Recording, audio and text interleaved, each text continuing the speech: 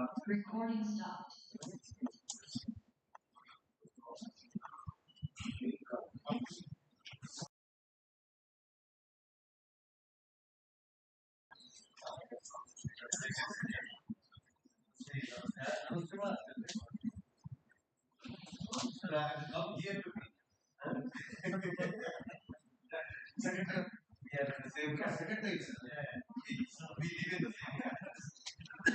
Recording in progress.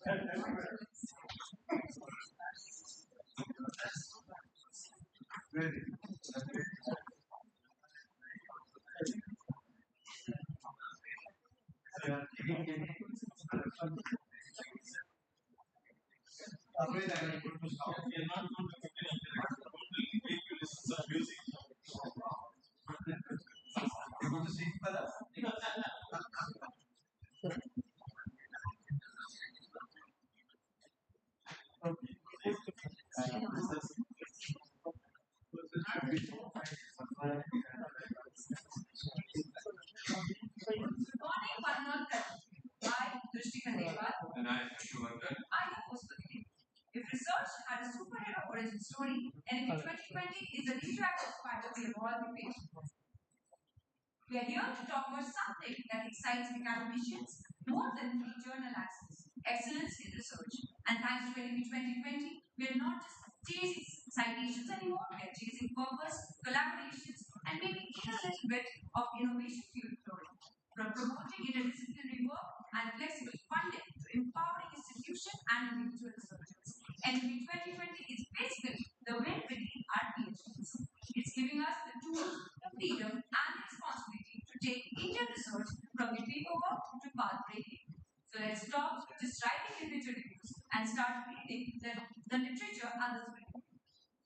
Now, before I introduce you to today's speaker, let me just say, some people collect stamps, some collect coins, but Professor B.S. Murthy seems to collect degrees, fellowships, patents, and awards like they are some Pokemon cards. And let me assure you, he's got all the rare ones.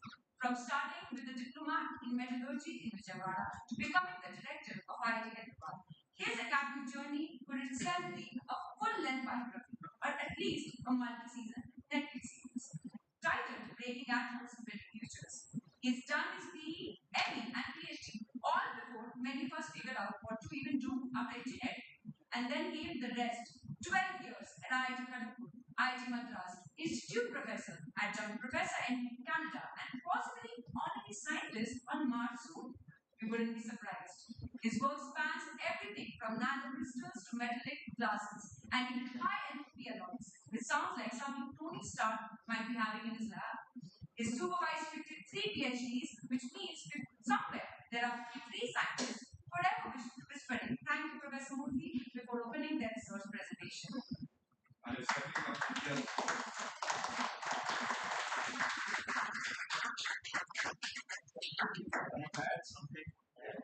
I want to add something here very warm. But every year, on the birthday of his guru, he meets him and does namaskar and comes back.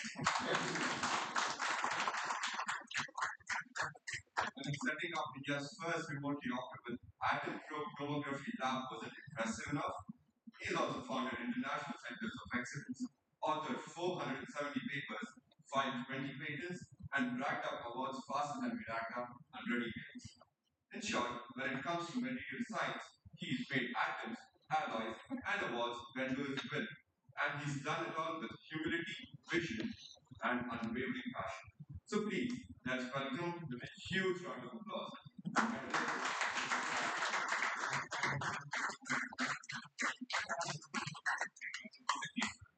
immediately. Thank you, friends. You have talked much more than what I have. I always say that, I'm an nano party. I think all of us, and nano is very important, I do not deny that. Each of us contribute a small delta experiment. And there is an anecdote about Newton. Says that somebody asked him, how is that you are able to do a lot of things? It seems he mentioned that I am standing on the shoulders of the giants who have come before me. That's why I'm able to see far out. So all of us are, some of us probably are a little more fortunate that the environment has helped them to grow much more than I only attribute everything that has been achieved possibly to the best people with whom I have collaborated last year. As somebody mentioned, started my life with a diploma. I didn't know what metallurgy was. And for all of you who are maybe more interested in computer science, many of the students nowadays, the time when I joined Polytechnic in Vijayawada, civil was not down, for your information. And my father was working as a clerk in Roads and Buildings Department of PWD, Public Works Department. And possibly he was seeing a lot of civil engineers coming in jeeps. So he thought that this fellow one day should come in a jeep like that. He said, go and join this Polytechnic in civil engineering. But he possibly didn't know because he never studied beyond 11th grade. He never knew probably that it is not easy to get into civil engineering. So though there's civil engineering, if you want to join into a diploma Polytechnic, you have to get at least 250 marks out of 300 in 3 subjects: mathematics, English, and sciences. And I didn't have 250 marks. So as a result, I was not in a position to get that. And then somebody was telling in those days, everybody was talking about what is called Vizag steel plant. Okay? That there is a steel plant coming up in Vizag, which will give jobs to a lot of people. So metallurgy is going to be very important in future. Join us. So that's how I took up that join without knowing what metallurgy was.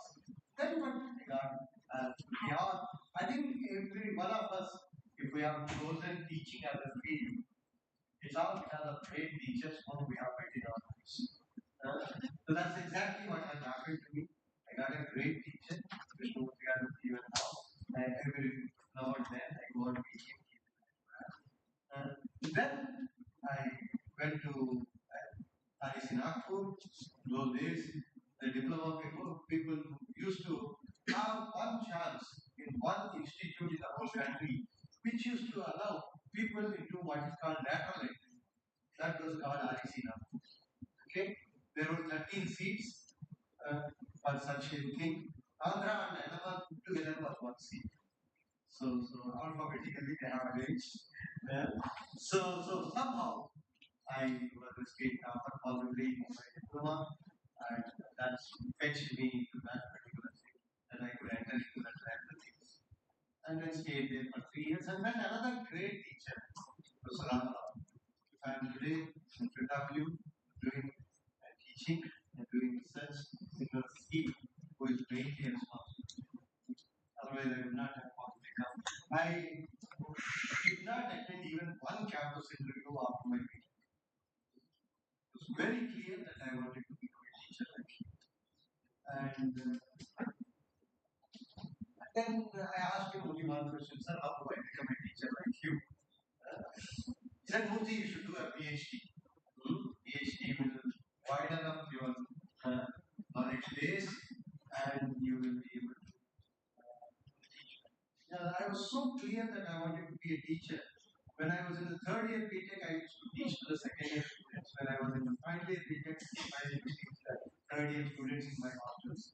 Every night, 9 o'clock, a number of students used to come to me and we used to have discussions and clarify something. So that was the kind of passion that was there. And then a place called IAC Bangalore was a place that he suggested. And I asked him, sir, where should I go? IAC is the best place. And then in those days, we never had this chance of diving into a PhD directly. Okay, you have to do a master's before you do a PhD. Now every IIT has this option, what is called direct PhD, which is now where most of the institutions. And we didn't have it. And then somebody said you have to write something called PA, and you have to get a minimum 99.5 percentile to enter into IISc. So I always tell to young kids that you need to have a clarity on what you want to be.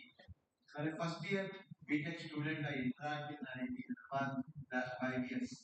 And last more or less more than close to 30 years. I spent my whole life into three IITs. One Kharagpur for 12 years, 15 years in Madras, and last close to 6 years at IIT. I always ask this to the first year kids. Do you know what you want to be 20 years down the line? Not many have an answer, but a few have. Okay? And I feel that kind of an answer as early as possible in your life if you can get. You can plan your life. It's like if you have a goal post in a football ground, you know where to hit the ball. If you don't have a goal post, you don't know where to hit. And that goal post is essential. And I got that goal post very early in my life, thanks to the kind of teachers that I have. So I worked very hard on the game, got 9.9 or whatever it is, and then it led into IELTS. And then I had another teacher. Why I want to say all this to you is that you become what you become thanks to great people. Today there are three Murtis whom I always revere and always feel what I am today is thanks to them. These are the three people. The teacher whom I got, Krishnamurti, Professor Ramarao, and Professor Langanan, whom I got in IIT.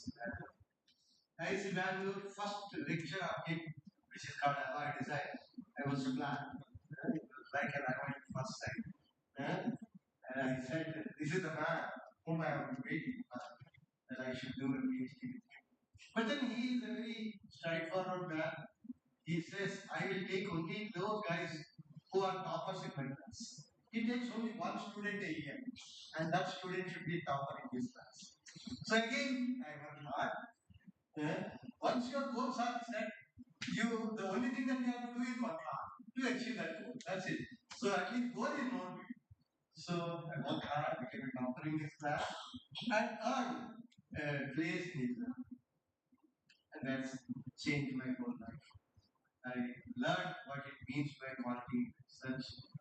And he is a guy who tells us that you read only the best journals in your field, which I followed all through this life of 25 years of my life. Every student who joins with me, about 55 or 56, who graduated, I tell them that read only these 5 or 6 journals. Do not read anything else. These are the best journals in our field. And if you keep reading the best journals, we are talking of quality of research somewhere down the line. Okay, that is where I'm going to. Okay, if you want to publish in quality journals and do a quality research, you should know what it means by quality research. Okay, and if you read the best journals in your field, and every one of us know which are the best journals. It's not that we don't know. Okay, and if you start reading, you start knowing what it takes somebody to publish into that. Okay, and if you keep on reading that particular journal more often, and then you start knowing where am I? Is the thing that I'm doing, is it sufficient for me to publish into that? Okay, and how do I make myself stronger and stronger to be able to? Typically, all of us know that we try our best to publish into the best journal.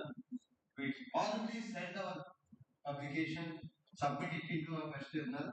But typically, there is 99% of the cases that it gets rejected possibly. But when it gets rejected, what is the next step that we take? Okay, demonstrate what you truly are. Okay, what a personality you are. Are you going to immediately send it to And next journal, that the journal itself is now suggesting you, all of you know, when you publish send a paper, they say sorry, we get so many papers nowadays. So as a result, unfortunately, your paper is not fitting into those. We have to reject. But I suggest you to submit your paper. We can redirect it into so and so journals. Do you accept that and redirect your paper into that journal? Or sit with your student once again and analyze why your paper is rejected and work harder for the next 6 months or 3 months or whatever it is.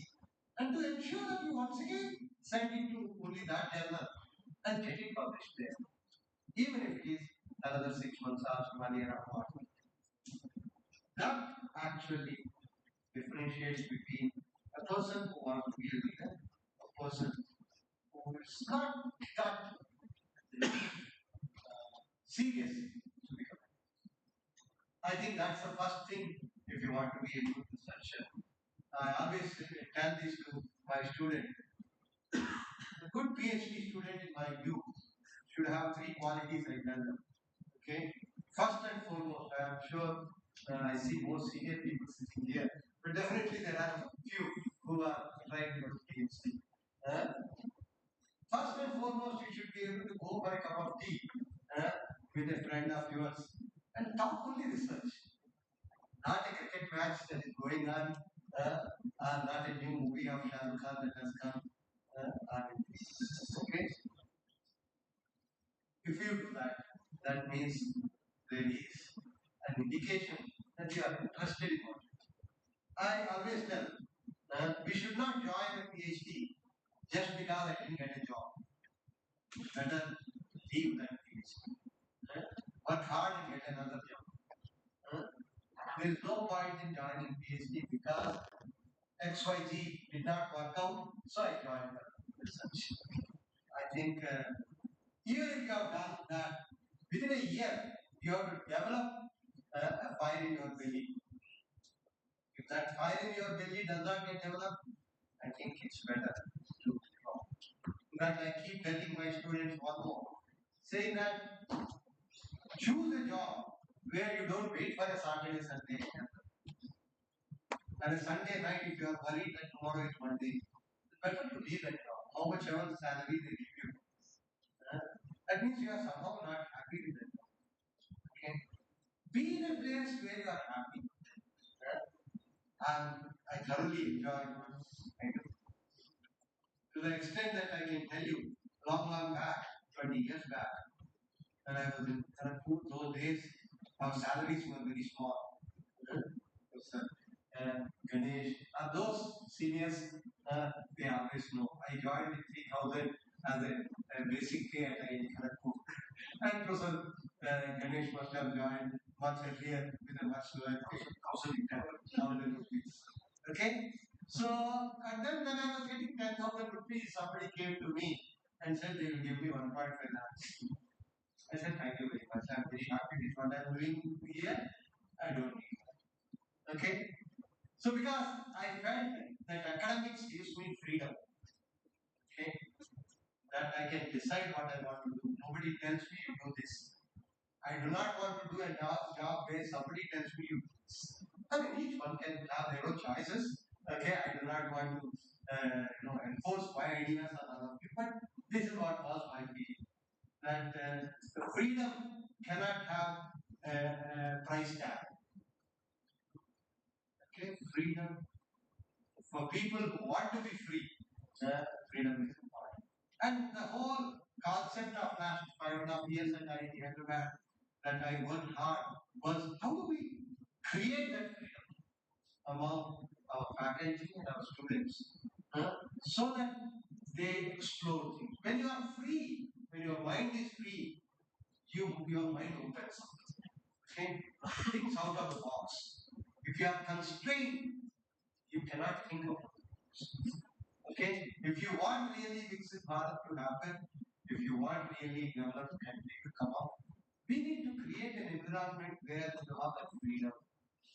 And an environment where which encourages a lot of collaboration. That's the second point. which is very crucial. So let me complete this story of students, the three qualities I said. First is that, okay. Second, I said you should be able to go to bed thinking only about the problem that you are solving, nothing else. Okay, and many a times all of us have first-hand experiences that we get solutions to our problems in our dreams. It has happened to me, and I'm sure those who are very passionate about their research, it happens in every one of their lives.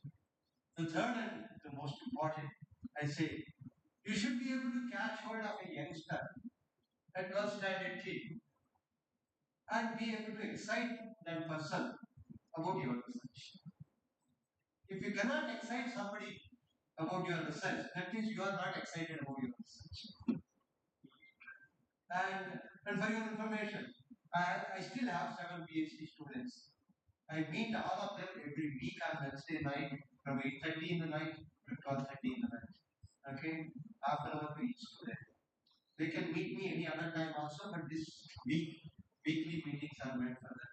Every week I wait when is Wednesday coming. Okay, so that I get more excited and get enough of energy for the next one. Okay, my energy comes only when I meet my students and talk to them and hear about the exciting things that they do. And this is very important. Such age is just a number.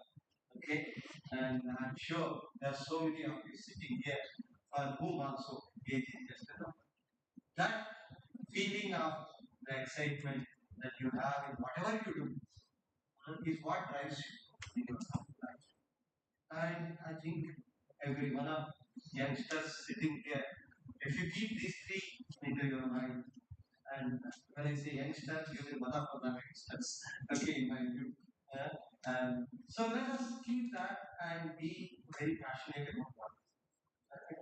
And if that is there, then you will be able to excite something. Particularly because I started seeing in all these years, particularly coming from South India and that to Andhra, where everybody wants to have enter into only one branch, okay, whatever that is, every one of you know this, and possibly take the next flight to one country, okay, and then be happily settled, okay. Never ever a country will be a developed country with such people. Very clear. And as people who are parents with children too, having Ramapan, can I bring in my child this one feeling that my country is first for me? Everything else is secondary. And I think countries which have really grown have always done. Second World War, Japan was devastated. They have rebuilt it with a lot of passion, with just one feeling that our country should be the best country. I'm a metallurgist, friends. Okay? In metallurgy, we always talk of Japan because the best steel comes from Japan. And interestingly, for making a steel, you need three ingredients: the iron ore, the limestone, and the coal. And Japan does not have any of these three reserves. They import all these raw materials and make the best steel and tell the world that we are here. And if you want to buy the best knife, you should buy it from Japan. How does that happen? It comes from a passion that my country should be known. I remember I stayed for 2 years in Japan. And you go to a place, many of you have visited Japan. In Tokyo, there is a very famous place. Anybody knows this place? Anybody who visited Tokyo? If you have visited Tokyo, there is a place where everybody goes, which is called an electronic city, to buy the best electronic goods.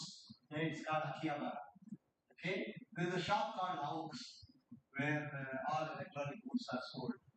And they put two cameras, Nikon cameras, exactly the same specifications. One they write made in Japan, another they write made in China. The rates are different. And they give you a free hand to you. You choose whatever you want to choose. That is the kind of confidence that they have on themselves. When we get that confidence, we have it. I always say this that if you want to be called as a Viksit Bharat, you should be able to go to a place like Tokyo or uh, maybe New York or maybe Melbourne, some place like that, and go to a shop and buy something where it should be written made. That way, we can say everybody who wants to buy a watch, they want to look at up to Switzerland, a small country which is known for something which Taiwan, where every mobile, every TV that you have, every LED screen that we have in front of us comes from a small country. Can do it. I don't think any country has actually become a developed country by being a service oriented. I think we all should remove this from our minds that our country should be a service oriented. No, our country should be a manufacturing country. Our country should be developing products. And I think every one of us have to.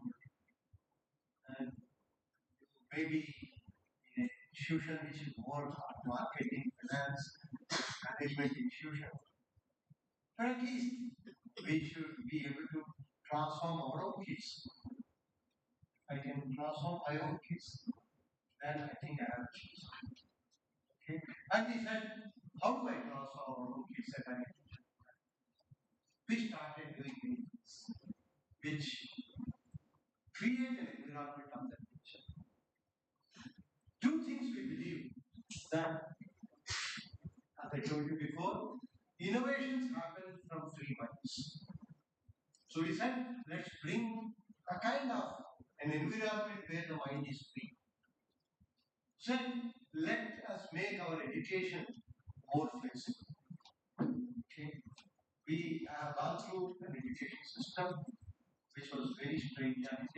The result of my BTech, my master's, there's a clear curricula one has to go through. And many times when we join for a degree, half of the courses there you don't like. Still you have to go through all of that. And the younger generation wants to do things which they like. Can we not create curricula which where there is freedom for student to choose? And I think Hyderabad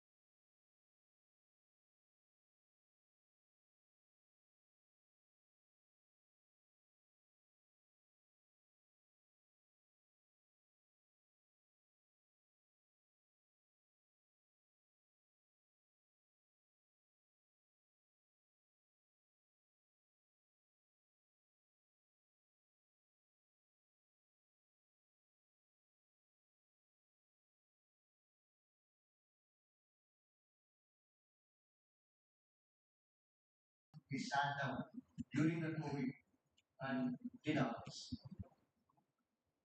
And then we said the remaining 40% give it to the students. Let them choose. I may be in computer science, but I still have a passion for astronomy.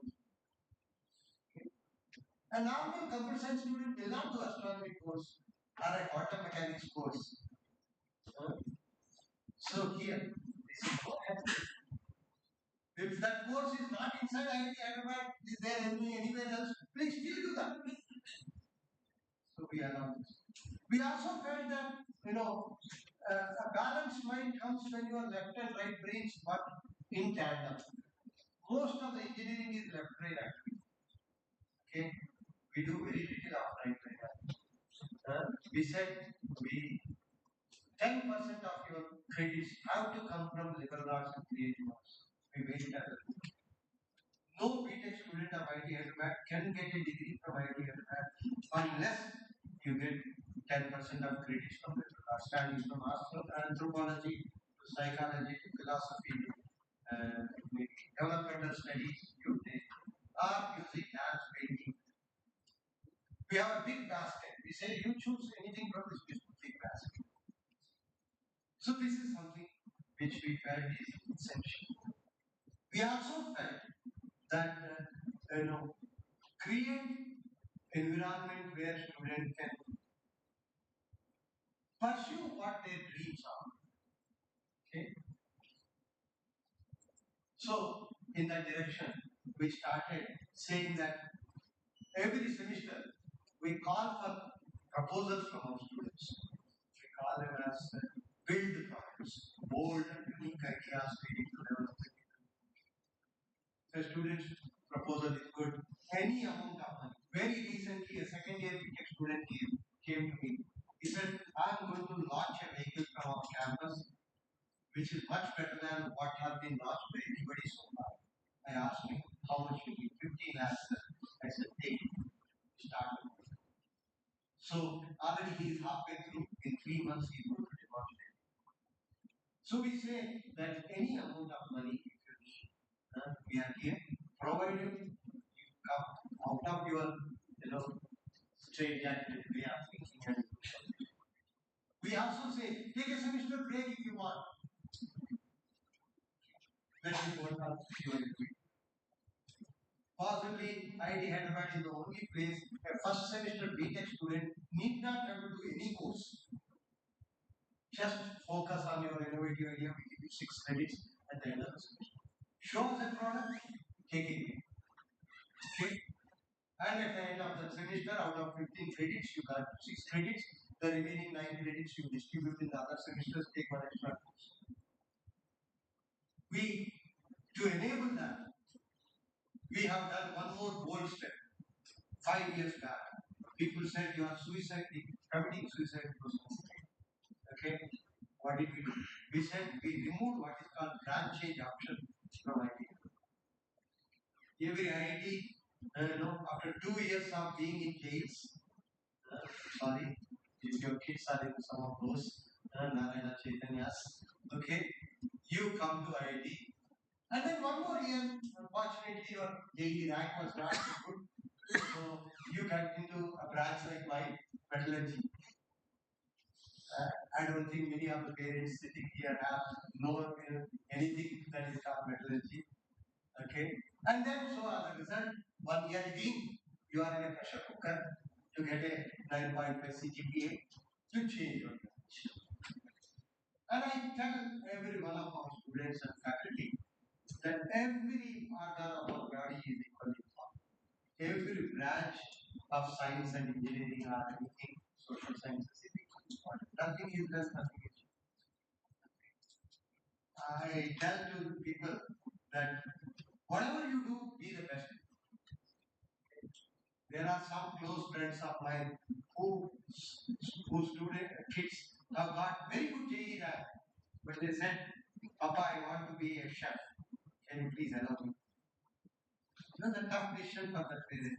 And many such parents come to me actually.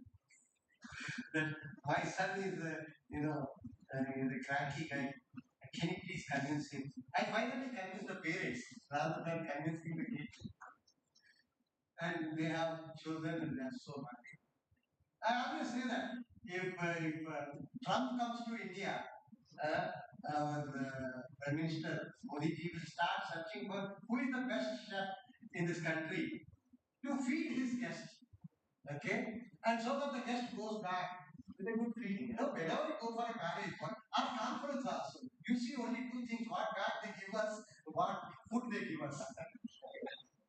Technical content is always secondary. So food is important, right? If every one of us, every one of the engineering institutions in the country decides that we close civil engineering, One day, 10 years down the line, you don't have civil engineers. So what do you do? How do you construct your roads? How do you construct your building? How do you construct your bridges? You may have to import people from China, maybe. Do you want things like that to happen? So I feel it's important. So I said, let people find out. And I always say, if you stand in front of an ocean, okay, you only see the waves coming. But when you go a little deeper into the ocean, you see the pearls. Unless many people say metallurgy is elective subject, sir. Okay? I said, how much have you learned in metallurgy to know what is the beauty of it? When Professor Ganesh remembers, at some point of time in IIT Madras, when all this was happening, that big branch changes are happening, people started thinking, student does not even know a little about the branch into which they have joined. At the end of the year, they change. So at least let us start one course which is their branch. Let's start introduction to mechanical engineering, introduction to electrical, introduction to visual science, like that. One course. And let them do that course. In spite of doing that course, if they want to change the branch, let them change the branch. Okay? So I was asked to teach for 3 years. So I have 50 students in my class, 55 students. Everybody thinks if I have done JEE slightly better, okay, if my health was slightly better on the day of writing JEE, I remember whatever I have read, I would have not be sitting in this class. Uh, so such bunch of students were in front of me. I had only one goal in my life, in my mind, that at the end of this semester, none of these people should think of changing their lives. Can I do this? And I'm sure that all of us, if we love what we do, okay, we can do this. Teacher, if I love my teaching, I can do this. I have been extremely happy at the end of those semesters that when majority of them, 95% of them stayed. So this is something which is important. We said flexibility. And at the same time, flexibility is important, freedom is important. How do I bring it? On one side, I said freedom is important. You are curtailing the freedom of the student. Okay? And these two do not go hand in hand. So we said, let's start double majors in every branch. And so we have double majors at IIT and in every branch so that at the end of 4 years the student can get what he has joined and start possibly exploring. Is there something interesting in this branch in which I have joined? And then at the same time, there is something called dream branch. That also, to be honest with you friends, I don't think when you are doing 10th and 11th and 12th, you have something called a dream branch. It's all driven by all of us, saying that this is the best branch, there is nothing better than this. Too much of inputs that we give and too many impressions that we get created. It's always like that. You meet me for half an hour, you form some impression. Good or bad. Okay? Every time you meet me next time, only that impression comes. Okay? It's a colored glass between both of us. And we create such colors inside us about something. I always tell to first year BTech student, physics, maths, chemistry is what you are studying. Okay? And you have written JEE exam. Why do you want to come to engineering? There are no Nobel prizes in engineering. There is no Nobel prize in engineering. Physics has, chemistry has, maths has Fields Medal, equivalent to a Nobel prize. And very few engineers have ever got a Nobel prize. So that should be your goal. At 17 years of age, when a parent comes and asks me, or a student comes and asks me, what is the pay package that I get at the end of my BTech, I say you have killed yourself. Because that's the age, in my view, where you should dream doing great things. Dream of changing the world. And let us create such. And we thought, let us create such. So we started doing this. And then we went one more step. We said, at the end of second year, if your ideas are working out well, take a play club. go after 5, we give you a diploma. And we give you 5 years time if you want to come back and complete the remaining years. And ideally, we would be extremely happy if somebody after 3-4 years comes and tells us that I don't need your degree. I'm successful. Okay? And I think we need such kind of students in Kashmir. Every university should be this. And we started seeing the results of that. The last 5 years, we have close to 260 startups, 1,500 crores of revenue. These are all and postgraduate and some of them are these. Amazing talent is there everywhere around us. I'm sure you find us enough talent. Every university has one. So our job as leaders of the institutions is just to provide an environment for them to do whatever they want. And then you will see leaders coming. You will see people who will not stand in a queue for a job at the end of 4 years. You will see people who say, I will create jobs rather than 25% of our BTech students want to be into startups. That's extremely happy. When a second year BTech student comes and tells me, sir, yesterday I paid salary to 5 of my friends. He's a 19-year-old kid. He is already paying salary to people. So this is, I think, I also felt that how do I create this environment outside IIT? So we went and signed an MOU with 10 NITs. Particularly, I wanted to do it in Northeast. Okay? So 7 IITs, NITs are there in Northeast. The 7 jewels that we are talking about. Every state has one NIT. 5 of them responded. I said, I want to have an MOU. What do I want to do? I want your students to complete 3 years of BTech at your place and come to us. Spend 1 full year with us. Okay? We will not charge you a single rupee. Okay? And let the student pay the tuition fee back to your institution. And he will do the same number of credits that he or she is supposed to do in your institution. And we teach. And what do I get out of this? I get out of this. I will ensure that every one of the students does research with our faculty members using all the facilities that we have. When PMRF started, all of you know, the main intention was thinking that every BTech student of IITs will take up this PMRF, the so-called green brain will come down. But it did not happen. Okay. We started asking this question to ourselves. Why is it? Is it just money, the fellowship that you give that makes a student stay back here? And we realized, no, it's an environment and good research. If somebody is going to an MIT, somebody is going to Hyderabad or somewhere, they feel that there is a research. And we should try that let us create something. At IIT Hyderabad now, if you just go to facilities at IITH on our website, you will see 573 equipment. Each of them costing minimum 25 lakhs to about 25 crores. We created ours in the last 5 years. Wrote big proposals. Very recently, we have set up a facility which we call it a SATI facility, where there is a microscope which costed us 25 crores. Okay? And there is no university in the world where this microscope exists. We are the first university in the whole world to have got such a. I always felt you should be able to tell that the best facilities will be here.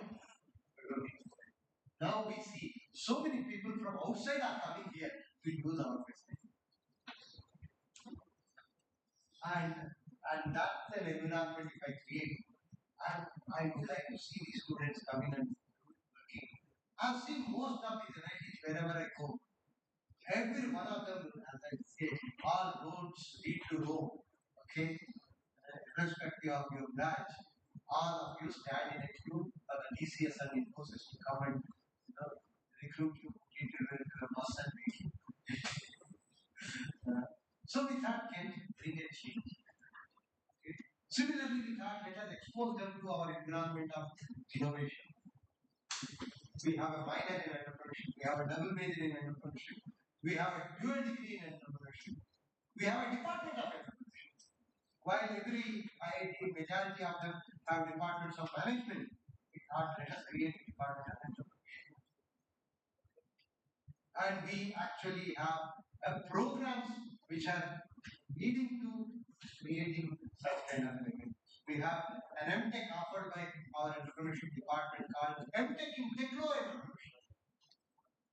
Again, first such program possibly in the country. Where at the end of the 2 years, the student has a prototype of a product in hand and a business model. One engineering faculty, one entrepreneurship faculty, both supervisors. Student knows how to make a product, how to sell it. Both are important. We have another program which we call it as medical device innovation. We realize that in medical field, every device we whether it is an X-ray machine, even a small ventilator, you buy it. It can be create our own. So we started a program which we call it as medical device innovation, where we said out of the 4 semesters, 1 semester you spend in the hospital, talk to the patients and doctors, identify what problems they are facing, pick up one problem of your choice for them, and enough 2 years come up with a problem. Your thesis is a product. You don't write any thesis at all. Okay, our traditional way of a master's or a PhD is a thesis. I have the bold thesis of 100 pages. I said I want to bold a product in my life, not a thesis. Okay, and you only submit half a page abstract and zero thesis. So we have created 4 batches of now. Every student makes one. So like this, we thought let us create and ensure that students. So we brought this right now. We have 100 students from 10 NITs on our campus. Last year, about 35 students came. 25 of them joined for PhD at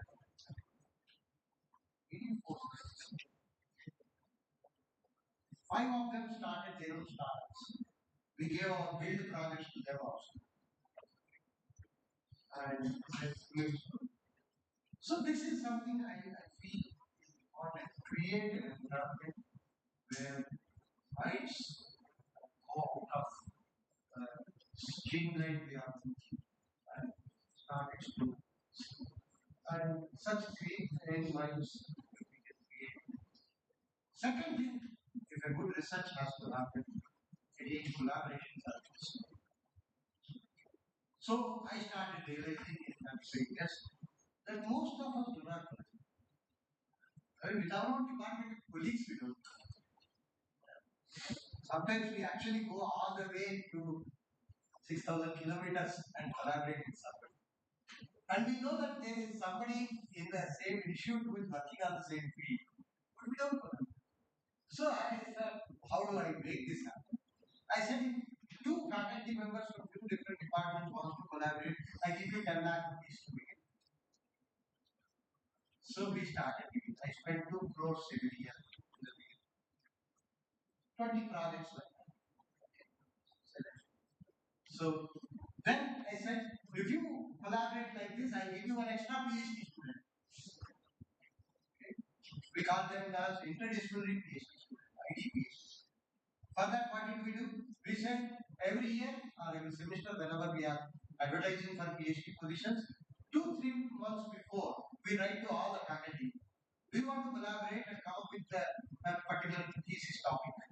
2 of you from 2 different departments come together and give a small 50 words abstract. And we upload it on our website. And when a student is applying for a PhD, there is a department that the student has to choose under the drop-down menu. At the bottom, we put ID PhD.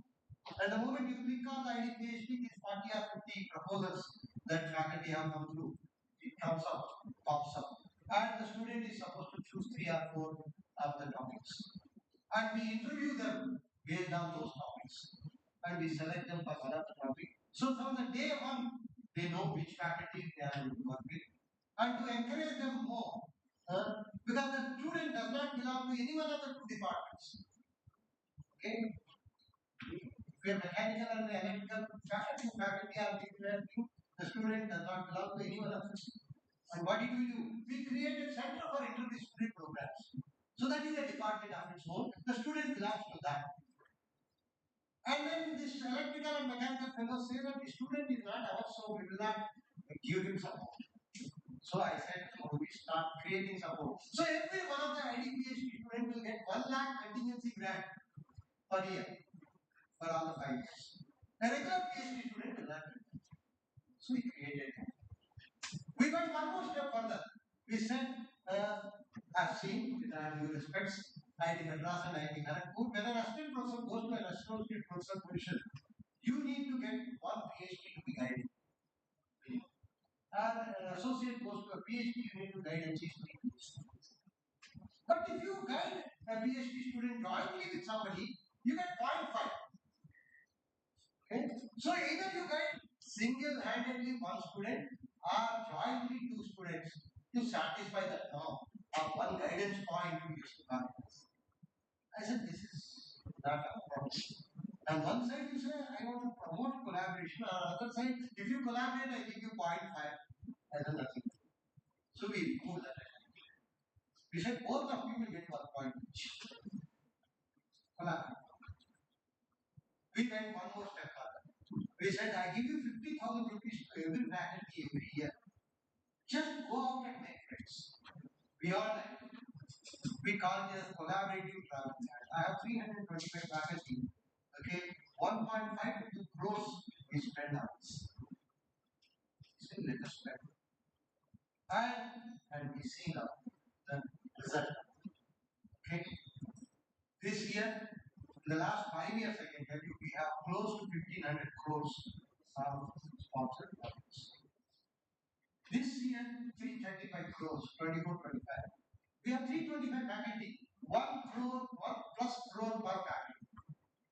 23 IITs, I think very few IITs possibly will have 1 plus crore per faculty. We have the details. How do you do? Half of that money comes through collaborations. Our faculty is writing a project with another faculty, with another department, or with another faculty from another IIT or other institution. It's not essential. I also said, okay, because our focus should be not just publishing papers which are fundamental in nature, which is very important. Technology development is also very important. Most of faculty members, like all of us, prefer to publish into a journal rather than patent. But all of us know that a patent can be published, vice versa cannot be done. So I have 20 patents.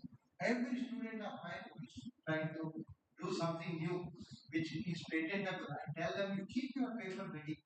The moment we get a patent application number, next day you upload your paper. So that you get both. And now we said last 3 years that any amount of money that you need for patenting, you should. Okay. Last year I spent 1.5 crores just to support patents of the country. And last year we have 220 patents. Last 5 years we have 500 patents. Please remember, I Hyderabad is just 16 years old. Let's be 16 kind of a kid. We are not 60 years old. But still, this is possible. And this year we say Mission 365. Patented. By May 31st, we have 525 patents. 150 days, 125 patents. We are moving in that direction. I'm sure by 31st of December, we will have 365 patents and tell the world that it is possible. At the same time, publishing into the best quality journals. Okay. So what I'm trying to say is collaborations will make benefits. Let all of us understand. And collaborations are possible only when you respect your collaboration. It's very important that we should have a good respect. Many times, all kinds of negative feelings in our mind that this fellow will steal, this fellow will get mileage out of this. I think we should have a very strong positive mind. Always see half filled glass, not the half empty glass. I'm a very strong positive. So let us think 1 plus 1 will be significantly when the synergy comes. When two bright minds work, it's not a great thing. And all of us have to accept that I do not know anything in school. First thing we should accept is this. So, I mean, just about 2 days back, about three young kids, 16 years old kids, came to interview me. They asked me one question, two questions. One, what is the fallacy of a professor? I said, fallacy of a professor, possibly that he thinks he or she thinks that he knows everything. This is something which one has to understand. We have to be a students all the time, a good teacher.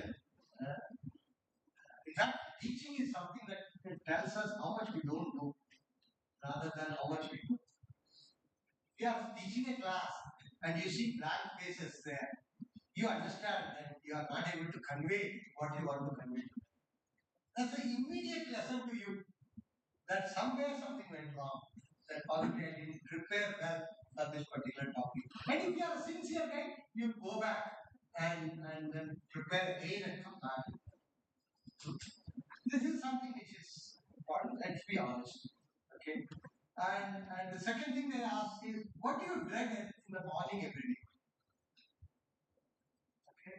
So the only dreadful thing for me is to meet people who are negatively, who always keep on complaining about everything. They are easy to complain. Okay. Very easy to complain, very easy to put the ball on somebody else's court and say, I mean, some of you probably must have heard Ajay Chaudhary, one of the HCL guys, right? So this gentleman recently, he was our first BOG chairman, right in Hyderabad, when it started. He wrote a book recently called Just Aspire. I don't know how many of you had a chance to read that book. It's a fascinating book, I read. Okay, he was conducting book launch activity, and I attended that. And he was telling that A is much stronger than R. He said. Somebody asked, what is this A? What is this R? A is aspiration. He says R is resources. Many of us tell many a times that I do not have resources, that's why I'm not able to get great results. My institute is not providing me resources. Something else is not providing me. He says if your aspirations are like Himalayan mountains, the resources will come up your road. I always say, what is the biggest challenge for me? I say, biggest challenge for me as an administrator, as a head of an institution, is to catch hold of the youngest faculty who just joined 1 week back and make him think of writing one of the biggest proposals that he has ever thought. Putting up a 5 crore proposal within 3 months of his job. Most of us are happy with a one small DST project and one PhD student and teaching 1 or 2 courses. Evening go to home, sit in front of the TV. Sorry to be so frank with some of you. This will not make us leaders. If we want to be leaders, we have to think big. We have to make our faculty think. Okay. I'm saying that I'm here to do something. That I take all my faculty to so many places. Okay, I write to ISRO chairman, sir, can you please give me an appointment? I want to bring 15 of my faculty. Okay, so I do this.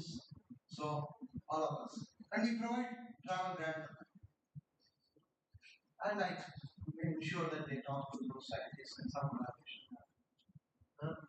Because the fundamental aspect is collaboration. Okay, I say that without which we will not grow. Growth is not possible. If academia, industry sit at two far ends, there will be no collaboration. So what we started doing in that connection is we started saying, let us bring industries to ideas. We started a course called Industry Lectures, which is made a mandatory course to every student. Every student has to attend one credit course, 12 lectures. Okay. If in metallurgy there is a course called, let's say, I'm taking metallurgy, or whatever it is, I'm taking semiconductors, we have a course. We bring 12 semiconductor guys and ask them to talk about what is exciting in electrics. And every student has to listen, and there will be some small questions that they give at the end, so that you don't sit and just watch only this, which many of our students do that anyway. But you are attentive a little bit so that at the end you have to answer a question, a few questions. But at the end of that, we also ask them, do you have any problems that you face in your industry? Which are particularly our master students who have 1 year of project, then the MTech has 1 year project. Right? Can do that. Then we collect this list of problems, we give it to our students. Ask them, can you become some of this? And we tell our colleagues that can you please be a supervisor for such a student who is interested to work with an industry. And I convinced most of my colleagues, a few partners on this, okay, saying that please don't look for what do I get out of this. Rather, think as if you are doing a service to that industry, at least for 1 or 2 years. And you solve a small problem, people say nothing succeeds like success. Okay? 5 more minutes max. Okay? So, if you have a small success, that guy will stand in the queue next day and say, can you please solve one more problem? As of today, I can confidently say 50% of our MTech projects are all industry defined problems, not a professor defined problems. And to enable that, what did we do? We told the industry that for 1 full year, this thesis that the student writes will have an embargo. It is not public to anybody. It's not open to anybody. So you can have an NDA with the student and the supervisor, and only 2 of them will come to know, and the thesis that is written will be closed for 1 year. Until then, you do whatever you want to do. You can transfer the technology, have a patent, whatever. And now with that, more and more industries are coming. We also said that we were possibly the first IITs to start semester-long internship. Most of the IITs have summer internship. Summer internships do not have even credits. When there is no credit, students, student want there is nothing, an exam, they want to enjoy it. So here we say 6 credits. You come back and you don't have anything to show, you get a failure for the 6 credits. So student takes it seriously. And the industry also says 6 months he is going to be there with me. So he will do seriously something. And a brilliant BTech student, if he goes to an industry, definitely they will solve some problem. And then with that, the industry will come back to you. Can I have a few more such students with us? So this is again a good circle to create, a positive circle, so that more and more interaction happens year after year. We have half of our BTech students go for semester long. Some of them are more interested in going for higher studies, let's say. Some of them are interested more in startups. And we also felt international collaborations are important. That's the last point I will say, and also some questions. We started going to a number of universities abroad, okay, and started telling them that nowadays, if you now look at the statistics, less than of any IIT students go for a PhD, which once upon a time used to be 80% or so. Okay? And most of the students who go for PhD in these institutions are all from second time, third time institutions. Quite a number of them want to only do an MS, not a PhD. And a typical professor do not want a MS guy, because MS guy does not give you a commitment for a long time to do a research. Okay? So as a result, they want a PhD. And they will take a PhD student pay for 4 years. I say you don't pay for 4 years, you pay only for 1 year. Okay? We have brilliant PhD students at IITs. Take 23 IITs, we have 10,000 PhD students. At IIT Hyderabad, we have 1,500 PhD students for you. We have 1,500 PhD master students. We have only 2,000 undergraduate students. Out of 5,000, 40% of the are undergraduates. We want to be like this. Last 5 years, we have maintained this. We don't want to be known as an undergraduate. Okay? So we are maintaining. So now we tell them that we have such brilliant students who come through a very rigorous way of interviewing process and take them for 1 year and let them be a supervisor there, one supervisor here, and the student comes back and you continue to supervise this student continuously in an online mode. And whatever paper comes out will be a joint paper, whatever patent comes out will be a understand? Okay. So this way, okay, why if you are paying to a student for 4 years, in that 4 years you can take 4 PhD students in that same money. Okay? And then supervise. Degree we will give. And if you are happy to give the degree, let us give joint degree. If you have difficulty to give a joint degree, we will still give the degree. This way, I have convinced a number of universities. University of Illinois now says every year 10 PhD students will send you. And I say, if your student comes to me, I'll pay the same fellowship that I give to our PhD student. 42,000 or something like that. Which is about $500. I know $500 is small. Okay? But in an Indian circumstances, $500, mess fee, everything is only 10,000. 30,000 is more or less fine. So, and we also tell these Illinois people that we will continue to pay the fellowship to our students. That there also, you are not paying for one full year. So I pay $6,000, $500 per month for 1 year, and you pay only $18,000. Let's say $24,000, $2,000 per month is what is required for them to survive. And you pay only partially, we pay partially. We convince this with not only universities, with the government of Japan. Okay? And we tell them that you are an aging country, not in a direct way, but they all know that it is an aging country. They don't have very young people to do PhD. So we say that we have any young people here. Okay? Why don't we? So I went to talk to ASD president, Japan Science and Technology is called, equivalent to our DSD. They are the ones who give funding to all the universities for their research. And last year, they have taken 55 PhD students from IT, from all the IITs. IT Hyderabad about 20 of them. And this year, they are taking 300 PhD students. Okay? And they said that not only that they will pay for the PhD student for one full year, and they come back and degree given by us, but also to the PhD guy, they can go for 1 month to the same university. They give the fellowship to that. Okay? Which is double the fellowship that they give to the student. So which is a comfortable living for a guy. And 3 years down the line, they want to take 3,000 PhD students in it. This is what we think that. And they wanted IIT Hyderabad to be the hub. About a month back, the JSD president wrote 23 letters to 23 IIT directors mentioning that IIT Hyderabad is our hub and asked me to send those letters to all the remaining 22 IIT directors. And my Dean IR contacted all their Dean IRs, international relations.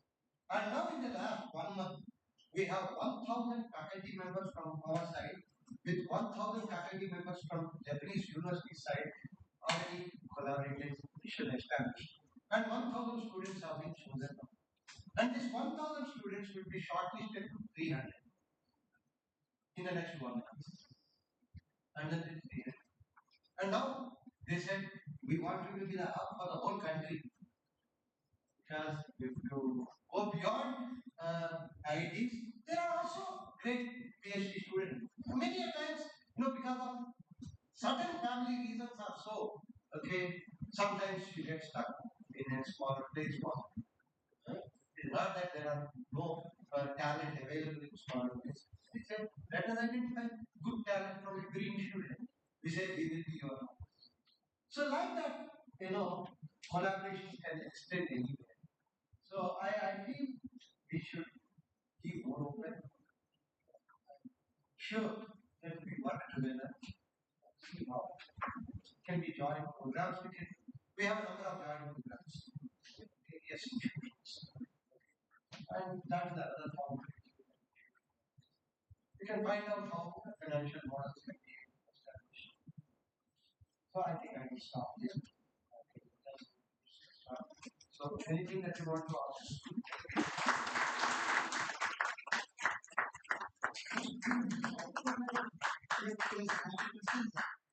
Namaste, sir. Please go ahead. Can I ask a question? Please go ahead, sir. Uh, First of all, I want to congratulate you for the excellent thing you have done. This is no small achievement, and so nice of you to have come and address it. I have just a couple of points. First one is you are supposed to be related to NDP 2020 for the transformation. So, are you saying that you give freedom to the undergraduate students, and then that will take care of everything. What should be the responsibility of the curriculum? What should be the responsibility of the teachers? What should be the responsibility of defining a certain core, certain electives, certain other things? Correct. The second, just for me. Can I finish that answer and then we go to the next question, sir? Okay. PhD thing, I entirely agree with you. Your Wednesday meetings are fantastic. There's no doubt about it. But what I would like to submit, because we are talking to the entire nation, it's important to have regular faculty seminars, PhD students and faculty, PhD students presenting their progress of work in the seminar, and their interactive takes not only among the PhD students in the civil engineering or mechanical engineering or finance, but also interaction takes place between them and the faculty. That's very good. What I mean to say is, it is that the meetings, Wednesday meetings are excellent, no doubt about it. But what I'm having, this seminar, the atmosphere we provide, the intellectual atmosphere we provide, develops a person to become a professional, and we feel that it is also very important. Just a couple of more. Startup, you said 25% of the undergraduates are startup. So what is it that a typical university in India, which also aims at it, to achieve this goal, what kind of a core curriculum you have in the entrepreneurship course, so that these 25% they are not becoming on their own. Some initiative is taken in terms of the courses offered, either startups or innovations or entrepreneurship ideas or various stages in the development of a project, some exposure in there. What kind of a core course? Everybody who goes through IIT Hyderabad must go through this one or two or three entrepreneurs. Finally, what is the secret? We all want to achieve. Not only several Indian universities want to achieve the balance which we have got between patent and publication. Everybody is looking for it. But we find so little data, so little outcome on publication. Thank you, sir. Once again, happy congratulations. Thank you, sir. I will try to be very brief in all the answers. First, I'll take the NEP. Okay, we feel if you bring in flexibility in your curriculum, which is what NEP talks about, interdisciplinarity, flexibility are the most crucial things in NEP. Okay, bring as much flexibility, as much as possible, multi-exit programs. For example, giving a diploma to a BTech student and saying that after 5 years you come back if you want to come back is the multi-exit. In an MTech, for example, we say MTech, we started what is called online MTechs, particularly for working professionals who are working in industry. We tell them that a 2-year MTech program, I give you 4 years time. Do courses efficiently. For example, in a particular semester, you are launching a new product in your company, you are too busy, don't take any course. How many credits you take every semester, you choose. Which courses you want to do, you choose. But at the end of completing 24 credits of theory, you do a 24 credits of project. But somebody says to me, sir, in my company, I cannot do a project. Okay? They don't either allow me or I don't have any facilities. We then tell them, you complete 24 credits of theory. We give you executive tech. IIT Hyderabad is the only engineering institution in the country which gives executive MTech. Executive MBAs are no. Executive MTechs are not. We have done that. So create this kind of a flexibility in the environment is the first thing that we did. We have so many interdisciplinary programs. In fact, we have India's first interdisciplinary BTech program.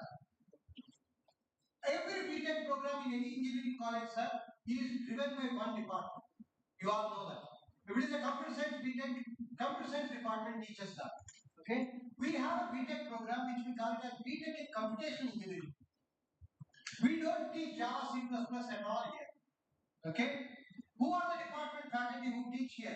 We have civil faculty, mechanical faculty, chemical faculty, materials faculty, bio faculty they teach. And what do we teach here? We teach mathematics to begin with, okay, numerical methods, and teach them solid mechanics, fluid mechanics, multi-scale modeling, first principle calculation, even Monte Carlo simulation, genomics. We said that while CSC guys are all going into fintech industry, where are the engineers who are going to manufacturing industry with a lot of computational knowledge? So we are creating CFD experts, computational fluid dynamics experts, FEM experts, finite element method experts, this kind of experts at the end of 4 years. They go to a telco, they go to a Tata Steel, they go to a Mahindra and Mahindra, they go to an HAL, and they help them. For example, if we are able to launch something into on the moon or on the Mars, it is a lot of engineering computation, computational engineering that have gone into. Okay, and we need such people. So we have created that BTech program, and that BTech program, the first batch of it is going off this year, sir. Okay, it is India's first interdisciplinary program. And for doing that, what did we do? We created a center for computational engineering, and the center will offer this BTech program because there are 5 departments which are up. So that is something, sir. The second is PhD seminars, which is very important. I do agree. In IIT Hyderabad, every department has weekly seminars. Okay? The one PhD student goes and it's a fixed date, fixed time. It's fixed so that everybody knows that on this day, this time, I want to keep my slot empty. Okay, slot free. So that we tell all the faculty also, please give freedom to your student for that 1 hour alone in a week. Please let them sit in the seminar and you learn from each other. Okay, this is something that we started. Entrepreneurship, you said. Entrepreneurship, every BTech student at IIT Hyderabad goes through one course called Introduction to Entrepreneurship. This is one course. In addition, we have what is called a minor in entrepreneurship. This year, for the first time, we are bringing a minor in entrepreneurship open to the whole country. For your information, we started something very interesting, which again possibly the first time. We started something called ONT, Open to All Teaching. I always felt when a student wants to learn something, there should be no barriers. Unfortunately, in India, we have too many entrance examinations. For anything, somebody will ask me which entrance you have passed. Okay? And I am a metallurgist, I want to learn about AI. Okay? And I have joined for a degree program in AI. Then people will ask me, what is your background? What entrance you have written? So instead of that, what we did was we converted all our classrooms into hybrid classrooms. I started asking my colleagues, are you interested to teach an outsider along with the regular students that whom you teach your regular class? You don't change the class. Same thing that you teach, you offer a free credit course to the student. Same thing, can you have a few visitors in your class in an online mode? And once a faculty says, I have no problem, we advertise saying that here is a course, this is the content, this professor is going to teach the course, here is the timetable. As long as the timetable suits you, you can be anybody. You can be from America, Australia does not matter.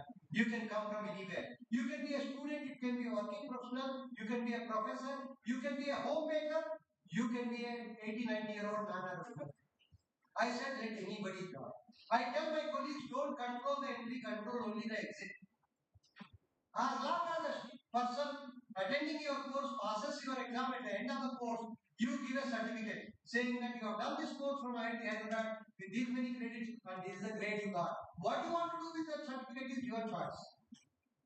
We started that, sir. Right now, 15 courses are running in a OAT mode. We charge people 5,000 rupees per credit.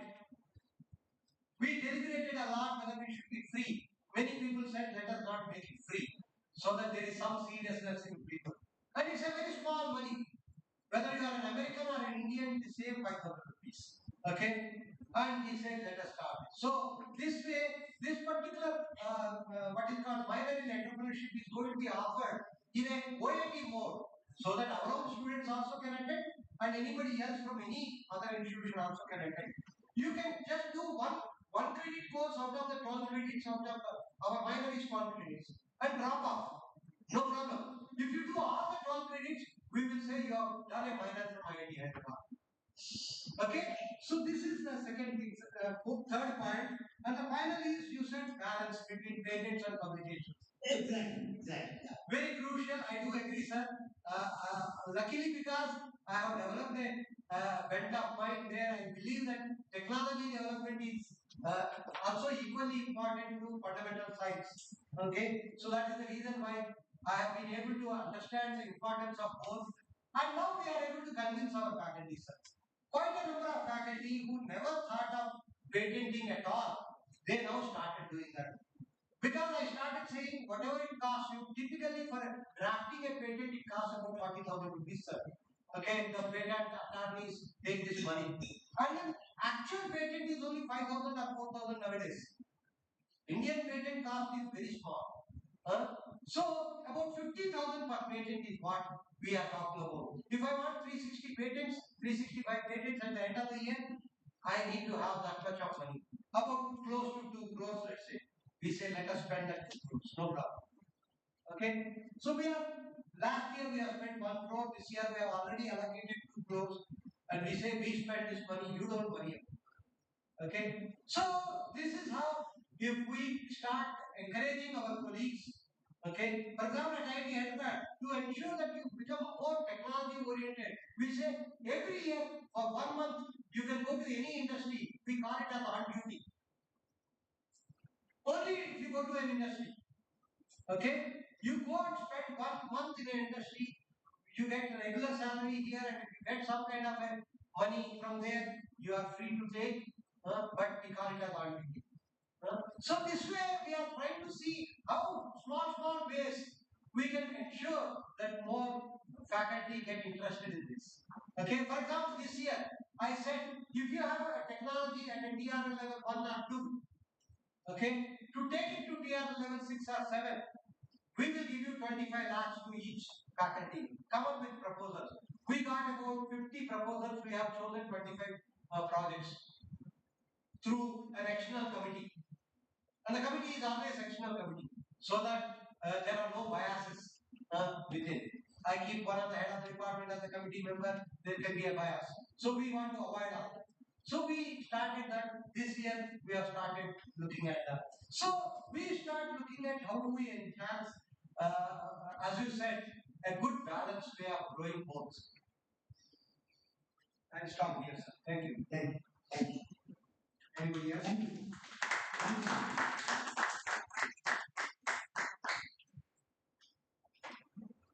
Yeah, I'm through. If anybody has any questions, maybe 10 more minutes. Add one thing. Jayama sir. Yes, sir. I just wanted to add because many colleagues are here. Not focusing on manufacturing is slow economic suicide for our countries. It's absolutely dangerous, and I think somewhere we are missing the mark of the things. We can't be all computing all the way. It doesn't make sense. So somebody has to get things to be done physical. Material has to be added, subtracted, modified. The government will be physically done. See, I always say, sir, I'm a material scientist and metallurgist. I say there are only two things in an Indian context, okay, which are most important for anybody. One is spiritual, anything other than spiritual is material. So, so material is as I mean, how much ever softwares you write, they have to work on a hardware. And that's semiconductors. For example, sir, I just to tell you how agile IIT Hyderabad is. On May 1st, 2022, our Prime Minister, Honorable Prime Minister, announced India's semiconductor mission. On August 1st, we started a BTech on semiconductors. First institute in the country to start a BTech in semiconductors. We said if a Tata Group is going to bring up out a fab facility, where are the engineers? We have only electrical engineers, we have ECE engineers. Nobody else. Okay, we don't have a BTech in semiconductors or people with a lot of semiconductor knowledge. We took a chance. We know that people are all not interested in new branches like this. For example, engineering sciences, I can tell you, we have beaten it to such an extent now. People with very good JE scores are joining engineering sciences because they know that particularly for people who want to start their own startups. Engineering sciences kind of a branch is the best because they can pick up various things and do whatever they like, and including some entrepreneurship courses. So like that, we started seeing that it is important. We also started asking, what does industry need? What does India need? For example, we started a BTech branch called BTech in industrial chemistry. We said chemical engineering is very good, but their chemistry knowledge is not so good. Okay, there are so many industries which are petrochemical, textile, food processing. They all need people with a lot of chemistry knowledge. They don't want MSc chemistry people. They want engineers. So we said, let us start an engineering branch with which focuses on chemistry.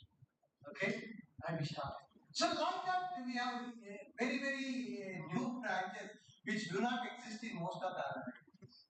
Okay, so we feel it is important. For example, on the same day, May 1st, 2022, I met a great gentleman from Georgia Tech. His name is Professor Rao Tumala. He is considered as the very famous guy. He is considered as the father of packaging, semiconductor packaging. 35 years he has spent, 40 years or so in Georgia Tech, and he has more than 100 patents. And he told me on that day, Murthy, in Georgia Tech, I could not start a master's program on packaging so far. Can you think of it? Immediately, I had 3 or 4 of my colleagues sitting there. This whole thing was happening in Bangalore when there was a big convention where our Prime Minister was announcing India as semiconductor mission. And in 3 months, from May 1st to August 1st, we created a curriculum for a master's in packaging with the help of Professor Abdul, got it approved in our Senate, advertised it, got 400 applications, selected 25 students, started the classes on August 1st. India's first master's program on semiconductor packaging.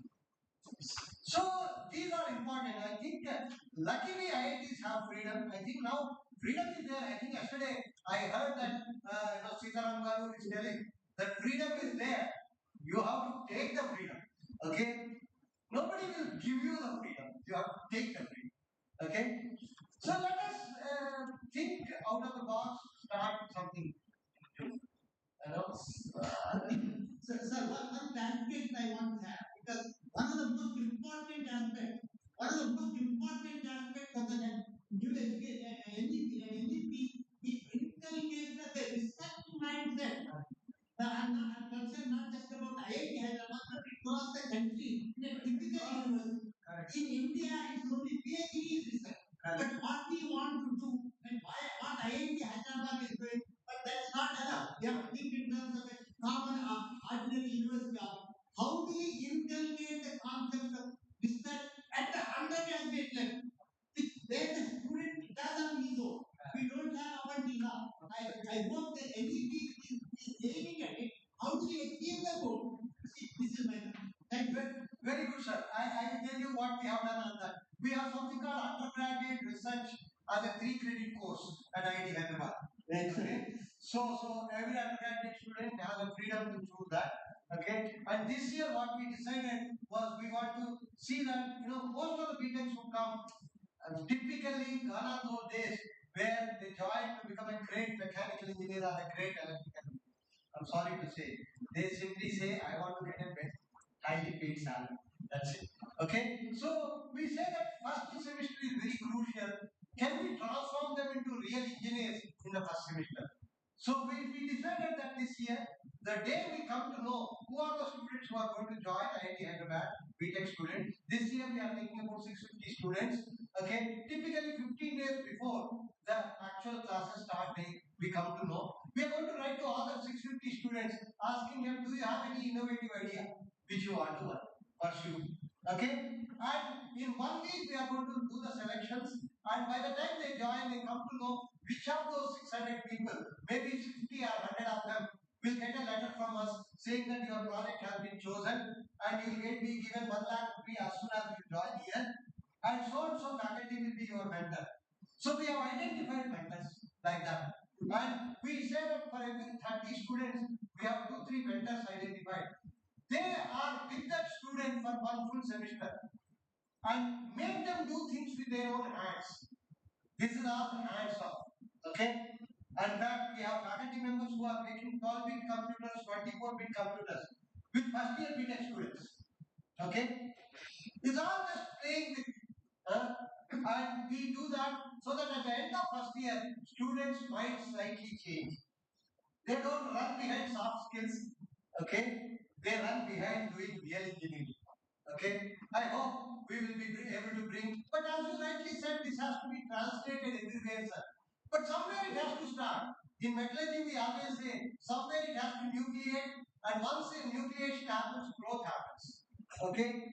So there will be some people who will start. For example, when we removed branch change option at IIT Hyderabad, there are a number of first generation IITs now which have stopped the branch change option. So we are happy that we have been a leader for some of the first generation IITs. Okay? So this is important. Thank you very much. Thank you.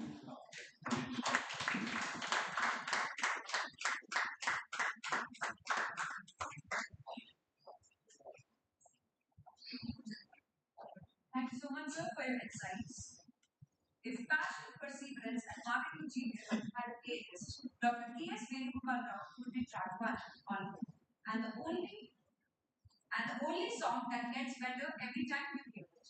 Today is a matter of great pride and joy to welcome a man who doesn't just teach marketing, he embodies it. A man who has elevated classrooms into boardrooms of thought and lectures into masterclasses in life. Dr. Venugopal Rao, director of IFHE Business School, Hyderabad, is not only one of the most respected academic leaders in the country, but also the finest marketing faculty many of us will ever have the privilege to learn from. When people speak of Dr. Venugopal Rao, words like visionary, mentor, motivator, disciplinarian, strategist, and inspiration are often used, and rightly so. But above all, he is a man deeply rooted in values, humility, and relentless hard work. With 14 successful years in the corporate world, working across consumer electronics, IT, and construction, he has first-hand experience of the real-world challenges that most case studies only try to simulate. Then, with a deep inner calling, he transitioned into practice, and over the last 2 decades, he has left an incredible mark both on scholar and leader. He has personally trained over 700 industry professionals from Recording in progress. entry-level sales executives to top-level general managers, and each one of them would have agreed learning from him is a transformative experience. He doesn't just teach marketing frameworks. He shows you how to live them, breathe them, use them, and create value. As a researcher, his brilliance is equally exceptional. With a PhD in consumer behavior, he has contributed rich insights into the sales promotion, compulsive buying, and even the influence of music in retail environments. His work is rigorous, relevant, and always ahead of the curve. Today, his speech on social media impact on individual behavior is adding even more depth to an already stellar academic journey. But what truly sets him apart is his life story. Rejected for jobs because he did not have access to robust money. He took it in stride, traveled by 3 city buses for 2 hours just to attend college. He did it without complaint. Topped his class and became a marketing top. He earned it with sweat and sincerity. And his reward, not a party or a trip, but a Philips tape recorder gifted by his proud father. That's the kind of journey that builds not just career but character. At IFHE Hyderabad, he has been more than a director. He's a mentor to faculty, a leader with vision, and the reason why marketing remains the most sought after specialization among students. Under his guidance, the marketing department has become a powerhouse, a rich offering of electives and reputation for industrial relevance that speaks for itself. And in what little time he calls free, he manages to do what most of us only plan to do. He reads newspaper religiously, tracks the latest gadgets, mentors PhD scholars, watches old classics and helps his wife, and still finds moment to enjoy music on his album. Truly a man who proves that time bends for those who are deeply committed. His favorite concept is focus, and it shows because Dr. Venugopal is the embodiment of what happens when focus meets passion, discipline meets innovation, and experience meets humility. So today, let's not just welcome a speaker, let's celebrate a legend. Please join me in giving a thunderous round of applause to the man who has built minds, inspired hearts, and created Venugopal. Good afternoon, everyone. But I didn't know all this about myself unless these people started talking. So, this was a very, very humbling experience, and good to go back in our lives. And I think thanks to technology, also this coming forward. Let me begin my brief talk. I will not take long. This is the validation for the today conference, and addressed by Dr. B.S. Murthy, I think, has been truly energizing, and sir, we thank you sincerely once again for coming. Let me begin my brief presentation now. This is Shobha Rangeshwar Suman, Chairperson IFHE Society, Dr. B.S. Murthy, Director IIT Hyderabad, Professor L.S. Ganesh, Vice Chancellor, IFHE Foundation, Higher Education, Directors, Deans, Faculty, Scholars, and students. I take the privilege to deliver the valedictory address for you today. I also take this opportunity to thank and invite Professor J. Mahendra Reddy Garu, the ex-Vice Chancellor and in fact, the first Vice Chancellor from the IFHE Foundation. Sir, welcome to the valediction address. So, I'll begin by summarizing what happened in a day and a half, and also wanted to add my own inputs and my own suggestions and observations, because we are now at a critical juncture where things are moving very fast, and if we don't catch the bus now, I think it will be a very big mess. So in that context, I think the entire topic, overall the discussions that happened in the last 2 days, they addressed by very important guests who took their time to come together and visit our college and the university. All have been truly exceptional thanks to the planning by Professor Maskarov and Mr. Sanjay Shattam, the time will be once again. So, day one began yesterday, that was the 12th of June, with a keynote address by Chief Guest T.C. Sitaram, the Chairman of the ACP, who spoke on continuous efforts in implementation and adoption of. He said that they are crucial to realize the impact of the NEP. All of us as academicians will realize that the NEP is a very bold document. It's a 63-page document that is available to everybody to download and read. It's something that we all have to internalize and I think go through word by word. We have to realize the ambitions that this country has in front of it, and Vikasit Bharat 2047 is something that is not attainable as we don't believe in it, as some movie dialogue clearly says. We have to believe in it and we have to take this forward.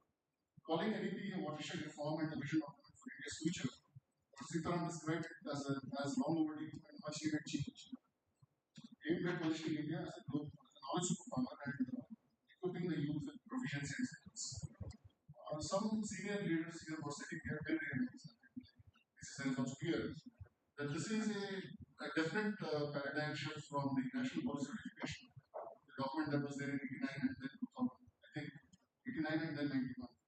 And NEP 2020, I think, is a step in the right direction. That's what he concluded. And he then went on to say that the achievements of the last 5 years since NEP, he noted progress in linguistic inclusivity, digital equity, universal access to digital content, and an improved research ecosystem and enhanced accessibility.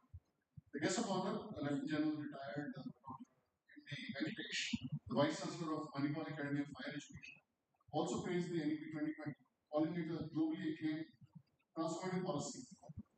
He acknowledged the progress India's academic sector has made in 5 years. He expressed confidence that India is well on its way to becoming a knowledge-based economy by 2047. He also said that India will soon become a global education hub with many foreign universities establishing campuses in the country. On May the 3rd this year, the Prime Minister of this country inaugurated an event in Mumbai called Waves. And he used the three critical words to explain what is called as the emergence of the orange economy. Some of you would have gone through that news clipping. The orange economy is essentially talking about content, creativity, and culture. And this is a huge multi-billion dollar opportunity globally, about $620 billion. And India currently contributes about $30 billion. We are talking about content and creativity. And the NAP truly recognizes the value of creativity in our education system. And we all, as academicians, should ensure that in whatever little way we can contribute, I think this has to come to the fore. And I really appreciated him joining online from Manipur. Delivering the presidential address, the Vice Chancellor, Mr. L.S. Ganesh, emphasized the need for a broader window of perception and synergy for successful NEP. Thank you very much, sir. Valuable insights. As part of the program, panel discussion on the topic, Saving Indian Wisdom, National and Global Higher Education was conducted. Eminent academicians included Professor B.J. Rao, VC, University of Hyderabad, Professor K.S. Narayana, Director IIT Tirupati, Professor P.J. Narayana, Director IIT Tirupati Hyderabad, Professor D. Vishnukumar Reddy, the VC, JNU Hyderabad, and Professor N. Krishnamurthy, Center Director, IFHE Hyderabad. Participated in the discussion moderated by Professor L.S. Ganesh. Ganesh sir, we are truly privileged that we were part of this discussion yesterday, and it opened up our minds in many ways which we never would have imagined. Sir, I thank you sincerely for chairing this session. Panelists emphasized education as a means of giving, drawing from the Indian systems and Vedanta and the Upanishads, which promote inquiry and the pursuit of knowledge. The highlight of the afternoon session was a talk on transformative reforms under the NEP 2020, excellence in implementation by Lieutenant Commander Vinod Singh Yadav, the Deputy Secretary UGC. It was followed by a session by Dr. R. Prasad, the Senior Director of Academic Wing, the IFHE Group, on case studies on Indian art system, Indian epics, a treasure trove of cases for managing work and life. Both the sessions were chaired by Professor B. N. Rashidhar Pillai, VC, Somaya Vidyavihar University, and member of the Executive Council of IFHE. Today, we all I think are glad that we have the presence of Dr. P.S. Murthy, the Director of IIT Hyderabad. As you all observed, has spoken very eloquently on the essential qualities needed to excel. I am sure, sir, your classes are fully subscribed, and whatever little time you have to teach, your students are, I think, blessed by God, and only time will tell that your alumni are everywhere around the world. We sense that in your talk today. And he spoke, I will just quickly run through these points. Some of the things that really struck my mind is focus on the job where you do not look forward for a weekend. And I remember there are two acronyms that describe this. There is something called the TGIM and OGIM. The TGIM is thank God it's Monday, and OGIM is oh God it's Monday. What is it that you want to look forward? And I'm sure whenever I address faculty colleagues, I say if you are not feeling energized to come to college on Monday, that is oh God it's Monday. So for such people, it is TGIM. It's thank God it's Friday. They look forward to the weekend. But for people who want to look forward to a world of continuity and excellence in what they do, I think Sundays and Mondays and Saturdays are really not very important and pertinent. We feel energized, and I think that is reflected in the class in your body language. And students do get inspired by your presence, whatever be the generation you belong to, even Gen Z and eventually Gen Alpha, which will join in 5 years' time, should not have any difficulty in connecting with you as a teacher. And we are all teachers sitting here. I think everybody realizes. Then he talked about do a job that gives you freedom, not money. Join a place that encourages collaboration. And he also spoke about the creative possibilities, where he was talking about moving from a service country to a manufacturing hub, which is what Mr. Ganesh also now reiterated. And I was particularly impressed, sir, by your proposal, experience you shared with the program on Bachelor in Engineering Sciences. That particularly is something which is innovative. And I think under your leadership, I Hyderabad, Ganesh, with these innovations, he spoke about the great structure at IIT Hyderabad, Mission 365. I think that is very inspiring to even think about it. I'm sure at IFHE we will look at these possibilities. As far as higher, he said that one course that he spoke about in undergraduate on research on entrepreneurship, something that we all can learn from. Here is where I wanted to just take a slight detour and a departure. And this is the learning that I had from a movie called Ratatouille. This is a 2007 movie created by Pixar. And some of you who have the opportunity to see this movie, the critical learnings for all of us, and especially for any implementation, this movie has a lot of learning. Please permit me to just take 5 minutes, or under 5 minutes, I will quickly do this. So this is about a rat. The movie is all about a rat. And there is an orphan, this guy's name is Linguini, and they end up in French capital Paris. And the learnings that go through it is 50 words at the end of the movie that summarize the importance of talent. And in the background, you hear this voiceover which says, talent can come from anywhere. Talent can come from anywhere. And the most beautiful quote of the movie, not everyone can become a great artist, but a great artist can come from anywhere. Please register this when it's a great quote. Not everyone can become a great artist, but a great artist can come from anywhere. So in a country as diverse as India, where we are still languishing in terms of providing 225 rupees to about 49% of this population, which lives on just 225 rupees, we need an economy that can provide food 3 times a day, and that needs a great push. As rightly pointed out by Dr. Kunti, we can't be looking for jobs. We should be creating graduates who create jobs. And this talent can come from anywhere, in my view. And in the last 23 years of my own service, I have seen people who have taken the road less traveled, even from this campus, have gone big places. They have become business people in their own right. Today, they are providing jobs to thousands of people all over the globe. Then the second learning from this movie is learning by doing. Learning, the idea of the rat learns cooking by trial and error and observation. And the learning that we have is you have to try, you have to allow students to try, you have to give them the chance to fail, adjust, get up, and again reorient themselves. I think that is important in all our learnings in the class. Do not rebuke any student in the class if he is failing. And this is the culture that the company called 3M, which is called the most innovative company in this world, has taken it as a philosophy. And if you go to the history of 3M, the Ministry of Mining and Manufacturing Company, you will realize that there is a 15% population in the company which is given a mandate. I mean, 15% of your budget is given to fail. You have not heard of a company like this. In 150 years of its existence, some of the finest products have come from failures. And this company has the largest tolerance for failure according to history. And when I quote this example, it is not out of thin air. I will go through several books that have been written on the 3M journey. The third lesson that we learn is creativity over conformity. I think as Indians, we have been conforming much of the time. We have to enable students to take risks in the classes, in their learning experiences, allow them to experiment, to break away from rigid norms to innovate. The Final learning, overcoming self-doubt. Many students in our class we observed have a lot of self-doubt. I think personal growth comes from overcoming these internal fears. We should provide the feedback and grow.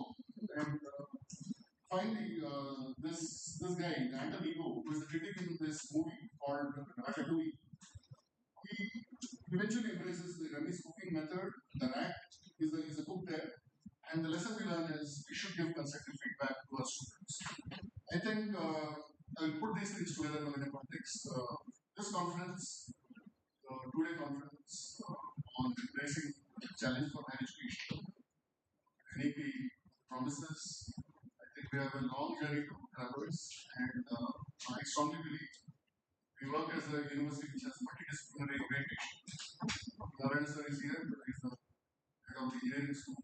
Law school is here. The architecture school and the social sciences is here. Dr. Shalijan is represented.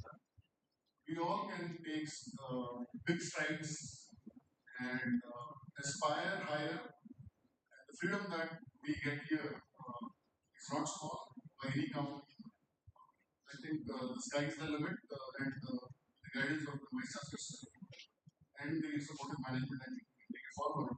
And I think inputs by Dr. PS his own experience at IIT Hyderabad. Sir, we are truly indebted to you.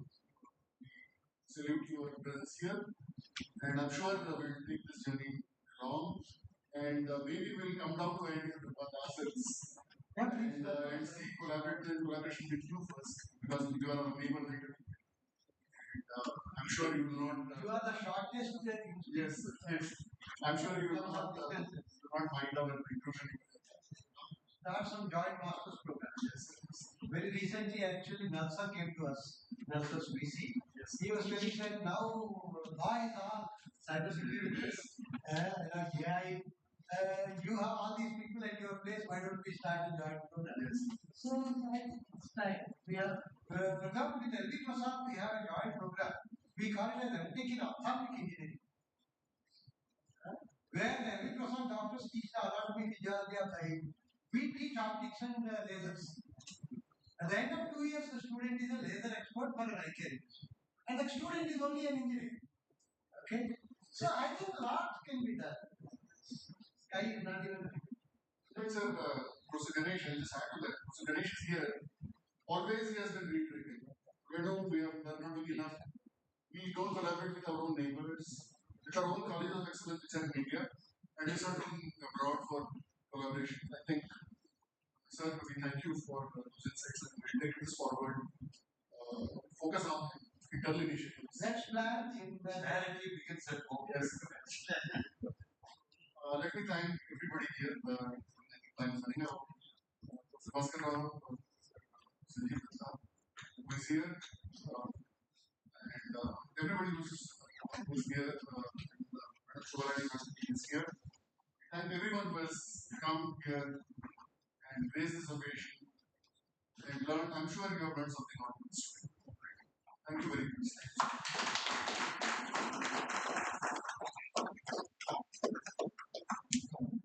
Take another 3-4 minutes.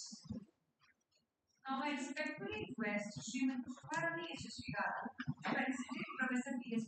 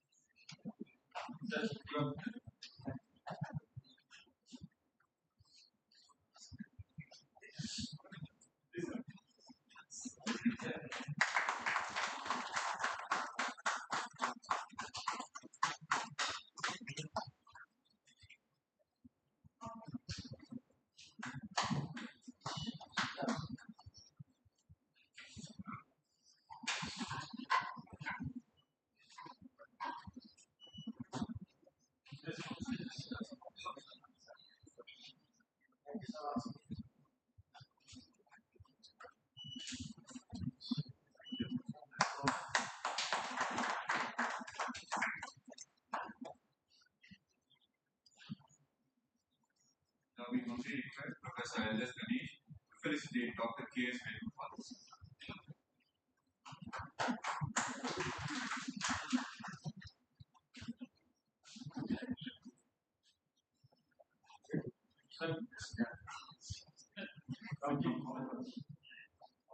We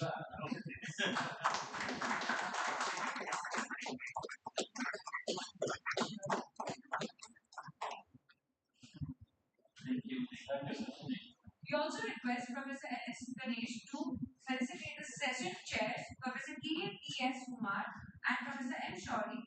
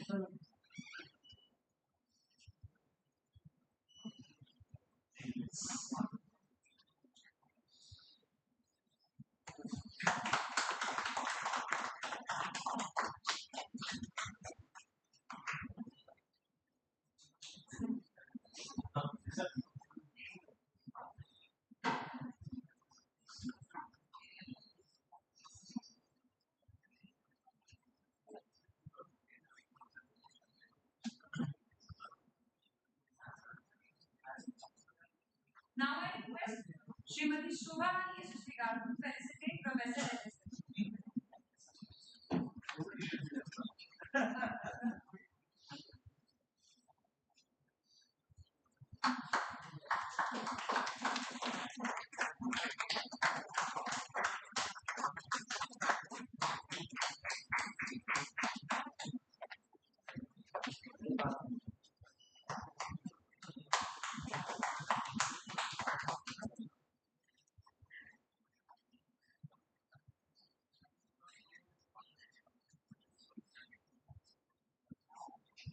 Sir, please stay on for 3 more minutes. Want to come to the song? Yeah. Just want to share with you a very great composition by Rajaji and sung by MS in the UN. It's about friendship.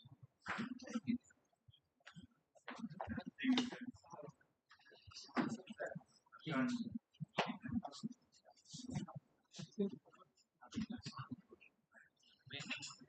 go on, ready.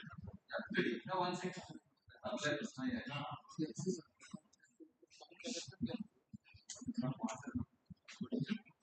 So all of you will enjoy.